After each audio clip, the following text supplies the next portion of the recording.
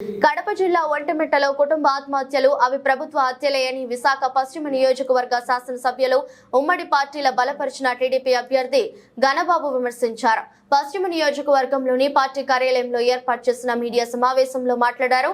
కడపలో పేద పద్మశాలి కుటుంబం ఆత్మహత్య చేసుకోవడంపై రాష్ట్ర ప్రభుత్వం తీరుపై ఆయన మండిపడ్డారు. రెవెన్యూ అధికారులు చేసిన ఉదాంతంపై ఒకే కుటుంబం ఆత్మహత్య చేసుకోవడంపై బాధ కలిగిందన్నారు.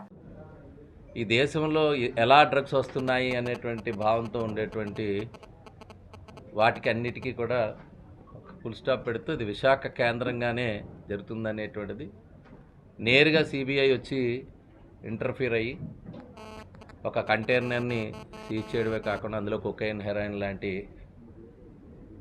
మాదక ద్రవ్యాలు, డ్రగ్స్ అనేటువంటివి ఉన్నాయనేటువంటిది నిర్ధారించిన తర్వాత ఈరోజు వ్యవస్థలు ఏ రకంగా పర్మిట్ చేస్తున్నాయి, రాష్ట్రంలో విచ్చలవిడిగా, ముఖ్యంగా విశాఖపట్నంలో అయితే విచ్చలవిడిగా, నేను కూడా చూశారు, కొత్తపాలెంలోనే గంజాయి పెద్ద ఎత్తున డబ్బు దొరకడం మనవు. ఎక్కడికక్కడ కంట్రోల్ చేసే మెకానిజం ఆ పోలీసు వ్యవస్థకి ఫ్రీడమ్ లేదు, ప్రభుత్వ అజమాయిషిలో కనుసన్నలో నడుస్తుందనేటువంటిది నిదర్శనం.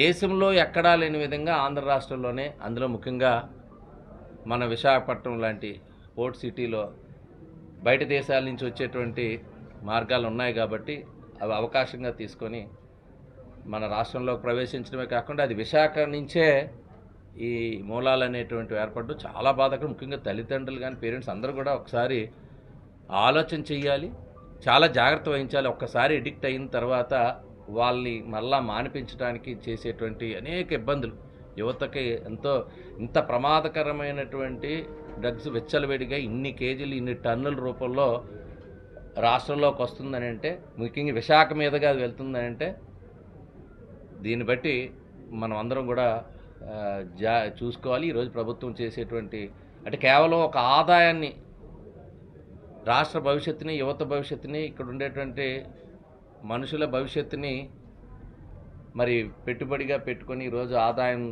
సమీకరించుకోవాలనేటువంటి ప్రయత్నం ప్రభుత్వంలోని కొంతమంది పెద్దలు చేయటం వల్ల ఈరోజు ఇంత విచ్చలవిడిగా గంజాయికి ఒక పెద్ద కేంద్రంగా ఈరోజు అనుకుంటే ఆఖరికి డ్రగ్స్ క్యాపిటల్గా వైజాగ్ తయారైంది. సో ఆ రకంగా ఈ జరగటం వెనుక అంటే ఇంతకుముందు కూడా ఒక అవకాశం కలిగింది. ఎప్పుడైతే ముద్రాపోర్ట్ నుంచి నేరుగా ఒక శాసనసభ్యునికి ఉన్నప్పుడు ఈరోజు దీనిలో కూడా ఈరోజు బ్రెజిల్ నుంచి రావటం, ఈ ల్యాండ్స్ ఇచ్చినప్పుడు వాళ్ళని కూడా ఎన్నికల బాండ్ రూపంలో 40 కోట్లు వాళ్ళకి బాండ్స్ ఇప్పుడు ఏదైతే డిక్లేర్ చేయాలి ఈరోజు కూడా ఇస్తుంది, దానికి కూడా ఇచ్చినప్పుడు ఇవన్నీ చూస్తున్నప్పుడు చాలా వరకు ఇవన్నీ చేయాలనుకుంటే, ఈ ల్యాండ్ బ్యాంక్ అలాట్ చేయాలనుకుంటే ఈ సివిల్ కోర్టులు అడ్డంగా తయారైపోయినాయి ప్రభుత్వానికి.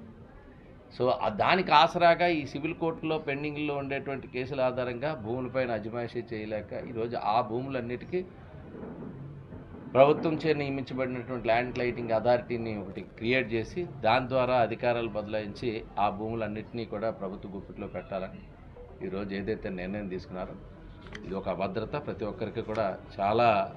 అందుకని చాలామంది న్యాయవాదులు కూడా ఇటీవల కాలంలో దీనిపైన పెద్ద ఎత్తున ఉద్యమాలు చేయటం, వారందరూ కూడా కంటిన్యూస్గా స్ట్రైక్ చేయడం అనేటువంటి కూడా మీ అందరికీ ఒకసారి గుర్తు చేస్తూ, ఏది ఏమైనా సరే ఆ చేనేత కుటుంబం, ముఖ్యంగా పద్మశాలి కుటుంబీకులు చాలా అమాయకంగా ఉండేటువంటి వారు, చాలా ఇన్నోసెంట్ పీపుల్, వీళ్ళందరూ బీసీలుగా ఉండేటువంటి తెగల్లో ఉండేటువంటి వారికి చాలా తక్కువగా ఆస్తులు ఉంటాయి. ఉన్న అటువంటి ఆస్తులే ఎక్కువగా వాళ్ళకి ఒక దానిపైన ఆధారపడుతూ ఉంటారు. కాబట్టి ఆ ఆస్తి కోల్పోయినప్పుడు ఉండేటువంటి బాధ కానీ ఇవన్నీ కూడా వాళ్ళు పూర్తిగా వాళ్ళ ప్రాణాలే వదులుకునేటువంటి పరిస్థితి వచ్చింది. కాబట్టి వీటిపైన ఇది ఒక అంశం కాదు, అనేక అంశాలు ఈరోజు రాష్ట్రంలో పట్టి పీడిస్తున్నాయి.